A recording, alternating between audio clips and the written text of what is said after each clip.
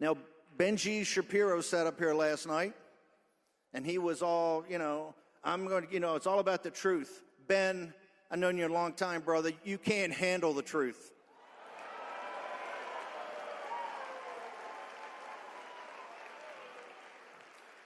Let's face it, Ben Shapiro is the farthest thing from MAGA. Let's be blunt.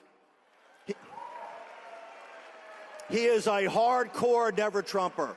He's a hardcore never-Trumper. In the spring of 16, he tried to upend Breitbart. He walked off the job, made a big deal about some incident in Mar-a-Lago with Corey Lewandowski. He tried to turn it to Ted Cruz from Donald Trump because he hated Donald Trump. In the general election, he barely supported Donald Trump.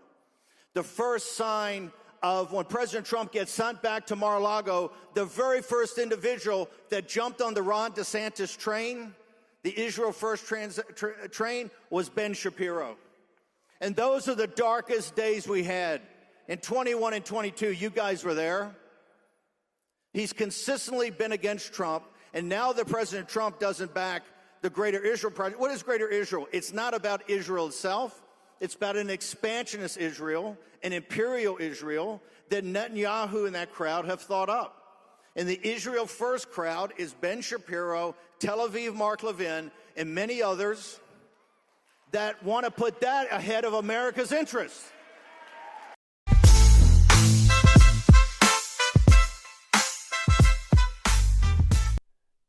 Hello, welcome to a new edition of the Right Wing Populist Podcast. I am the Right Wing Populist. So today I want to talk about Mark Levin, Ben Shapiro. I just played the clip of Steve Bannon going after them.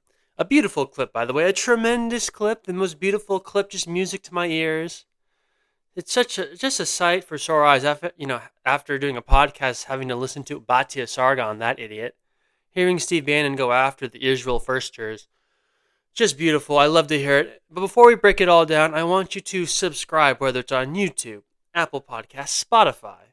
Wherever the hell you listen to your podcast, it's available. I would really appreciate it. And if you are listening on YouTube, also like and comment. Helps with the algorithm. I would really greatly appreciate it. So yeah, as you just heard, Steve Bannon speaking at America Fest, Turning Point event. The very controversial Turning Point event, America Fest. You know, this is like ground zero of the conservative media wars, you could call it. You know, during this event, throughout the days, you had Ben Shapiro going after Tucker Carlson going after Ben Shapiro, Megyn Kelly going after Ben Shapiro going after Megyn Kelly. It was basically nonstop catfights. It was sort of amazing. And it's honestly, I think, good for us to hear different perspectives from these folks. At the same time, though, Ben Shapiro is terrible. Mark Levin is an idiot. And it was great to hear Steve Bannon go after them. And, you know, and Steve Bannon, as you heard in the clip, is correct that Ben Shapiro was a never-Trumper. And this is important because one of the biggest reasons Ben Shapiro was against Trump in 2016, it wasn't necessarily policy, although it was in part policy, particularly foreign policy.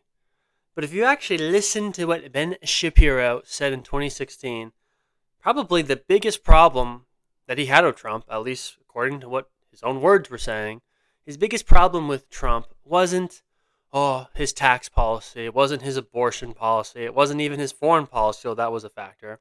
It was Trump's character. He thought Trump was an asshole. He thought he was, he thought he was someone with bad character. He cheated on his wives, he pointed out correctly, but that was the point Ben was making. He basically was saying that he couldn't support Trump because he's a terrible human being. I mean, you could play the clips. Maybe I'll play the clip if I have it. That was probably his biggest reason that he stated for not supporting Trump in 2016 was Trump's character. And you want to remember, folks, he told people that he wasn't going to vote for Trump and basically told conservatives that they shouldn't vote for Trump. He was okay, and by the way, what that means is he was okay with Hillary Clinton becoming president in 2016. That's the logical conclusion, because by the time Trump's the Republican nominee, if you're still telling your listeners not to vote for Trump, you're de facto saying that it's better, in the long term at least, for Hillary Clinton to be the president than Donald Trump. That's who Ben Shapiro was in 2016. He was a never Trumper. But then look what happened, folks. Trump wins, and Ben Shapiro's like, oh shit. I gotta support Trump when no one's gonna want to listen to me. Facts don't care about your feelings. Facts don't care about your feelings. Support Israel. Facts don't care about your feelings. Ben Shapiro realizes that he can't be in conservative media because Trump's the president now, and no conservative is going to want to listen to a quote-unquote conservative commentator shit on the president, the Republican president. That just wasn't going to happen. That's why Fox News became pro-Trump. That's why all these never-Trumpers, for the most part, became pro-Trump. Some of them, in all fairness to some of these never-Trumpers, they actually stayed consistent. People like Bill Kristol, those idiots, those, people like... who was Jeb Bush, is one of his campaign managers. Tim Miller, I think is his name. There were never-Trumpers that actually stayed never-Trump, and I actually, in a sense, have more respect for them because they were being consistent. But Ben Shapiro was not consistent. Again, he wasn't like never-Trump because, he didn't like Trump's policy on VAT taxes. He was never-Trump because of Trump's character, and Trump's character didn't change. Trump has stayed the same person, whether, for the better or for the worse, this whole time. But Ben Shapiro all of a sudden became supportive of Trump. And it was a grift because he knew the Daily Wire was never going to grow as a conservative media outlet if they were going to be critical of the Republican president. That just wasn't going to happen. Now, in all fairness to Ben Shapiro, probably one of the other reasons he did shift in favor of Trump was because Trump was, and still is, probably the most pro-Israel president we've had in decades. I mean, that's just a fact. Whether you agree with that or not, just factually speaking, Trump has been one of, if not the most pro-Israel president we've had, like I said, in decades. It's not even close. I mean, most presidents prior to Trump would at least state that they supported a two-state solution. Trump doesn't even support a two-state solution. He just thinks Israel, he doesn't think there should be a two-state solution. Even in his Gaza proposal, there's no explicit statement of a Palestinian state. Now, again, whether you agree with that or not, that's kind of besides the point. The point being is he's a very pro-Israel president. There's just no question about it. So I could see why Ben, in that sense, would obviously be favorable towards Trump. But now he's going to try to lecture conservatives about listening to Tucker Carlson, Nick Fuentes, even Megyn Kelly. You're going to criticize Megyn Kelly because why? She doesn't go after Candace Owens. It's like, wow, God forbid, Megyn Kelly's not criticizing Candace Owens. Oh my God, you must support Israel. You must support Israel. Come on, Ben. Relax, Ben. Go talk about how facts don't care about your feelings, but just calm down. Calm down. Your friend doesn't want to criticize one of her other friends. Relax, Ben. And then, again, criticizing Tucker Carlson for interviewing Nick Fuentes. It's just so stupid. It was a good interview. He did push back against Fuentes. Who gives a fuck? It's like, he lost Nick Fuentes. You must support Israel. Facts don't care about your feelings. It's like, shut up, Ben, you fucking nerd. Tucker Carlson can interview whoever the hell he wants, even if it's Nick Fuentes. And also, as Steve Bannon, who I love, by the way, Steve Bannon is awesome. But also, as Steve Bannon pointed out, Ben Shapiro was a Ron DeSantis supporter also. It's not like he even stayed consistently pro-Trump. He tried to move conservatives away towards Trump in this past election. He was a DeSantis backer. Now, DeSantis did so terribly. He was so, out the gate, DeSantis fucked up. He famously tried doing a Spaces with Elon Musk on X, which crashed. It's basically just a metaphor for his whole campaign, literally, was his announcement. His announcement wasn't like an actual speech. It was a Twitter space. A Twitter space. Or an X space. X. And it crashed and burned just like his campaign. So funny. But Ben Shapiro, he was a Ron DeSantis supporter in 2023. He wasn't even backing Trump. Now, he sort of hid it and got quiet about it because it was so obvious Trump was going to be the Republican nominee. And I think he endorsed Trump when Trump won the Iowa caucuses back in January of 2024. But the fact that he would even think about supporting DeSantis, it just shows he always has been a never Trumper. And he only shifted pro-Trump for the most part, so his media outlet would stay afloat. I think partially because Trump has been very pro-Israel, which Ben does support, obviously. So it's not totally a grift, but it's mostly a grift. So I love the fact that Steve Bannon called out Ben Shapiro. And Steve Bannon's the perfect person to do it. Steve Bannon actually worked in the first Trump administration. He was one of the co-campaign managers during Trump's first campaign. Back when it was really struggling, Steve Bannon came in and really helped give it structure, helped Trump focus on the populist messaging. He probably was more on the messaging part of it, and Kellyanne Conway, probably I think the main campaign manager, she was more, I think, I wasn't part of the campaign, obviously, but she's probably more giving it structure, and Bannon was really focusing on the messaging. Regardless, if Bannon doesn't join the campaign, Trump probably loses. I mean, he lost the popular vote. He just barely won the Electoral College. I mean, he got over 300 electoral votes, but the margins in the swing states were so small, smaller than his 2024 victory. He didn't even win Nevada in 2016. 2016 was I've heard Trump call it a landslide in 2016.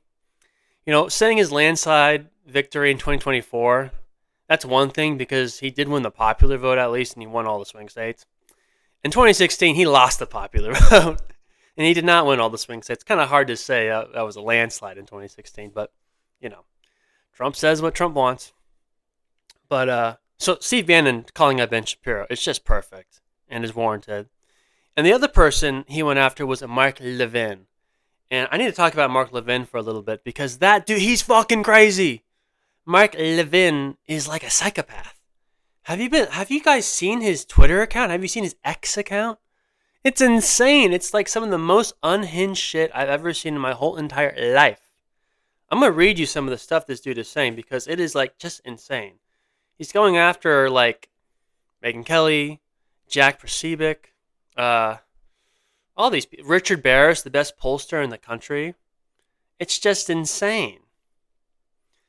And like, I'll read you some of the stuff. This was him going after Richard Barris. This is Mark Levin on X. Says a backbencher lowlife. You were born with your Jew hatred. You didn't learn it. Expect maybe from your parents. What's your ethnicity and religion? Should we smear them just because you're a piece of shit, lunatic? Rick embarrassment. Unknown pollster. He's going after the best pollster in the country, Richard Barris. This is him going after Megyn Kelly. Megyn Kelly is a disgusting fraud and hateful propagandist. She need not condemn Candace Owens. She is Candace Owens. Again, just unhinged shit. This is him going after Matt Gaetz.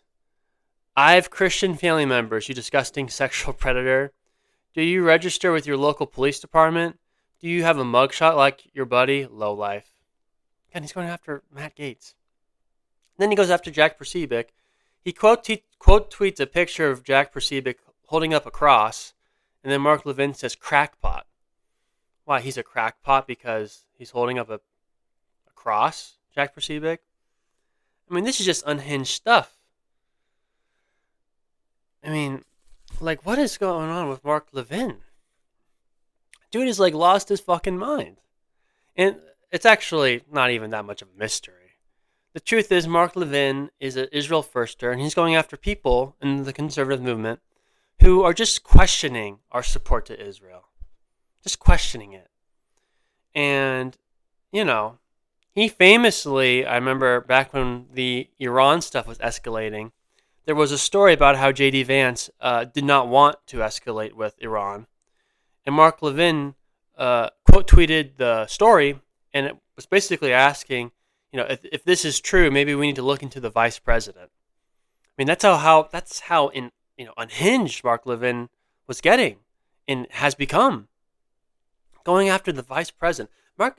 J.D. Vance is awesome. I mean, the fact that Mark Levin would even think about going after him is just insane. So, again, it's why it was great to see Steve Bannon going after both of those people. And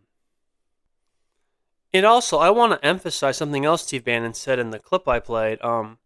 It's one thing to just be generally supportive of Israel, supportive against them, against like radical Islam, or against their hostile neighbors like Iran, or being against Hamas. I totally get that.